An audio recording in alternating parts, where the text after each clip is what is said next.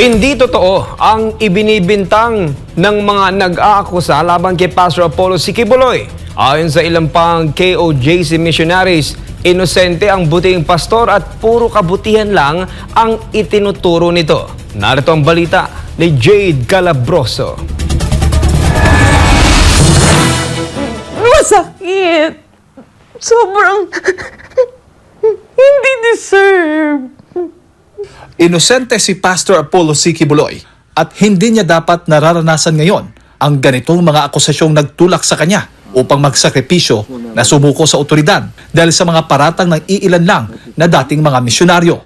Yan ang paninindigan ng Kingdom of Jesus Christ, partikular na ang pastoral ministry na sentro ngayon ng kaliwat kanang aligasyon ng umano'y pang-aabuso. Nagkaroon ng pagkakataon na makausap ng SMNI ang ilang mga miyembro nila at ibinahagi ang kanilang personal na karanasan kasama si Pastor Apollo maging sa mga nagsisulputang umano'y mga biktima sa KOJC. Kaya kung tanungin niyo ako. Masakit para kay Sheila Simanes.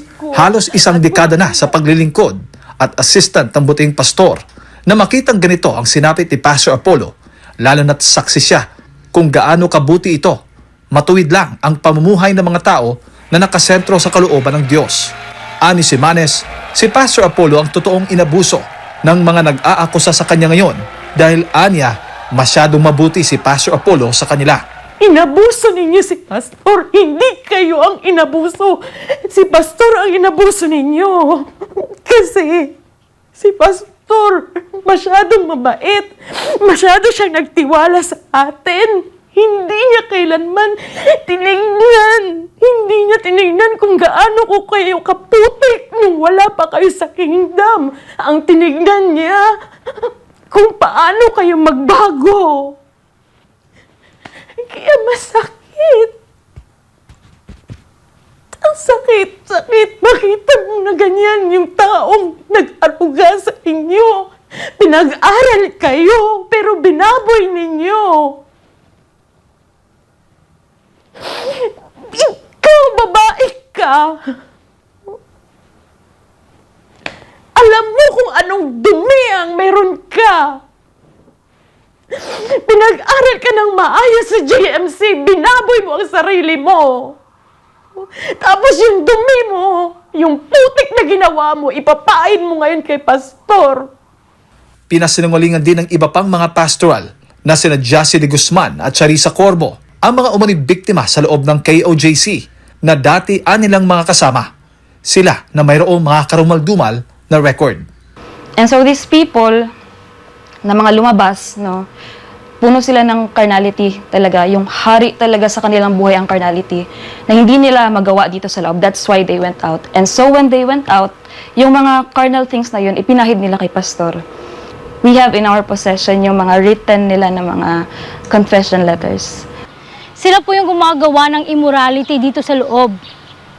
Sa amin dito, may itinuro sa amin si Pastor na standards between the relationship, your relationship with the opposite sex.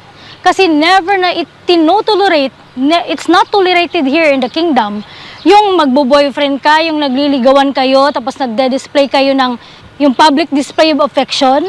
Hindi po yan tinotolerate dito kasi tinuturuan kami ni Pastor dito na maging spiritual, na maging ehemplo.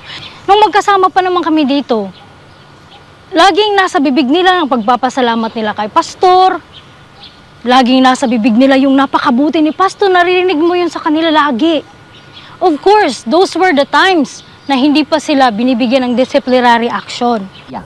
Kapansin-pansin nila na pare-pareho ang sinasabi ng mga nag-aakusa na tila mayroong script na sinusunod, mapakaso man sa Pilipinas o sa Amerika. So itong mga nag-aakusa kay Pastor na nandun ngayon, no, patuloy po silang ginagamit. And I don't know because they have the same script. They have the same accusation. So we don't know if they have someone na kumukumpas po sa kanila or meron po silang script writer because pare-pareho po lahat ng ng akusasyon. Pero yung sinasabi nila na abuso doon sa Amerika, nagtataka lang talaga ako kasi kasama ko sila sa Amerika. Kasama ko sila at kitang-kita ko, kilala nila ako, kitang-kita ko kung paano sila blines ni Pastor, kung paano binigay sa kanila yung mga blessings na first-hand blessings na tatanggap talaga nila. And then, after all, dahil I think sa nakikita ko lang, yung mga taong ayaw dumaan ng disiplina, once na tumalikod ka talaga sa disiplina at ayaw mong tanggapin yung pagkakamali mo, lalabas ka talaga at lalabas ka para pagtakpan mo yung problema at yung ginawa mong kasalanan. Samantala, disiplina dahil sa pagmamahal. Ito ang binigyang diin ng iba pang mga pastoral na bahagi ng kanilang pamumuhay sa loob ng KOJC. Tulad ng ibang simbahan o organisasyon, mayroong mga alituntunin na dapat na sinusunod at sakaling ang isang tao ay magkamali, haharap siya ng disiplina. No, but here in the kingdom, discipline is a form of love. Ano yung disiplina na yun? They were counseled, they were fellowshipped, they were instructed to pray, they were instructed to read the Bible, to reflect, to commune with the Father and the nature. Ganun po ang pagdisiplina sa kanila. Wala pong harassment or anything. Alam naman namin ang buhay nyo dito sa loob. O, parehas naman tayo. Marami tayong mga pagkakamali at pagkukulang. Pero kami tinanggap namin ang paglilinis, ang pagtuturo para maging pleasing kami sa Ama. Kayo, hindi nyo tinanggap. Pwede naman kayong umalis at mag-exit na lang dahil hindi nyo kaya. Pero bakit nyo pa ginagawang paninira? Dahil gusto nyo lang siguro makatanggap ng pera, makatanggap ng acknowledgement, makatanggap na ikaw ang nakapagpa-down sa ganyan. No, there will be no downfall. Dahil kahit ano accusation na sabihin nyo patungkol sa aming pastor, panalo pa rin kami. Karamihan din sa kanila ay simula bata pa lamang ay lumaki na sa pangangalaga ni Pastor Apollo. Ang katotohanan, ayon sa mga misyonaryo ng KOJC, malaki ang respeto at pagpapahalaga sa mga kababaihan ni Pastor Apollo. Kaya ganoon na lang din ang pagdedepensa nila sa butihing pastor. So we were in the front line. Kung makita nyo, puro mga kababaihan ang nasa front line during that 16-day siege. Kung talagang inabuso kami ni Pastor, hindi namin ipagtatanggol ang taong sabi nyo nag-abuso sa amin. Yung pagpapalaki ni Pastor sa amin, ngayon na lumaki kami at tumagal kami ng ganito sa kaharian, makikita mo na iba ang pamamaraan ni Pastor para maibalik ang dignity ng mga tao, lalo na sa amin sa mga babae. Biruin mo kahit nga the way how you talk and the way how you dress up, the way how you laugh, the way how you behave yourself in front of a lot of people, kahit sa mga opposite sex. We will not remain here in the kingdom if we have experienced rape, we have experienced molestation, molested mi diri, even one single day. Dili mi mag-remain diri kung muna'y lingwahe ni Pastor. Pero us in the kingdom, not in our wildest imagination na mahimo ginasanak. All of those, love, peace, joy, long-suffering, meekness, kindness, temperance, gentleness, goodness, that is what we can attest.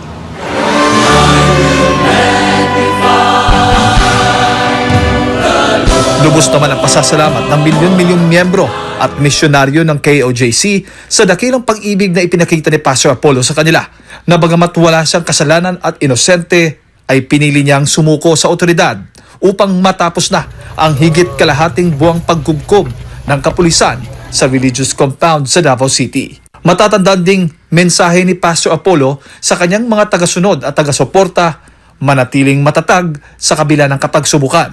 Patuloy naman ang pananalangin ng KOJC maging ng mamamayang Pilipino na maipatupad ng tama ang batas at nang magkaroon na ng hustisya. Para sa Diyos at sa Pilipinas kumahal, ito si Jade Galabroso, SMNA News.